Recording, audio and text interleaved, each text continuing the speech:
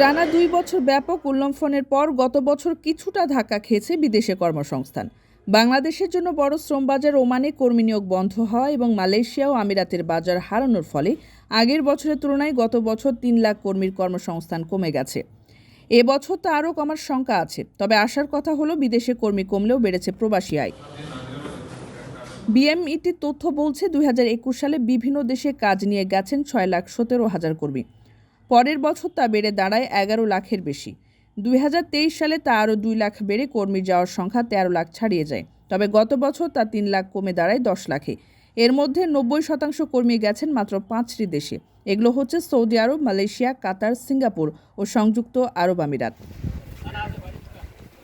একমাত্র ভরসা হিসেবে টিকে থাকা সৌদি আরবে কর্মসংস্থান বেড়েছে। দেশটিতে ২০২৩ সালে প্রায় ৫ লাখ কর্মী গেলেও গত বছরে এটি বেড়ে ৬.৫ লাখ ছাড়িয়েছে। এ বছরে এমন ধারা অব্যাহত থাকতে পারে। এরপর সৌদি আরবে নতুন কর্মসংস্থান কমতে পারে। এছাড়া সৌদি আরব গিয়ে চুক্তি অনুসারে কাজ না পাওয়ার অভিযোগ আছে। এতে কর্মীরা অবৈধ হয়ে পড়ছেন এবং দেশটির পুলিশের হাতে আটক হয়ে দেশে ফিরে আসছেন। রামরু বলছে, শ্রমবাজারের অন্যতম চ্যালেঞ্জ হলো একক দেশ নির্ভরতা। ঘুরে ফিরে হাতে গোনা কয়েকটি দেশের শ্রমবাজারে সীমিত হয়ে আছে বিদেশে বাংলাদেশিদের কর্মসংস্থান। এতে কর্মসংস্থান ধরে রাখা নিয়ে ঝুঁকি তৈরি হতে পারে। তাই এ খাতের বাজার ব্যবস্থাপনায় জোর দেওয়া উচিত সরকারের। ওমানের সেরা রেট দিচ্ছে বাংলাদেশি প্রতিষ্ঠান গালফ এক্সচেঞ্জ। প্রিয়জনকে টাকা পাঠাতে আজই আসুন আমাদের যে কোনো ব্রাঞ্চে অথবা কল করুন স্ক্রিনে দেয়া নাম্বারে। গালফ এক্সচেঞ্জ, বাংলাদেশিদের প্রিয় এক্সচেঞ্জ।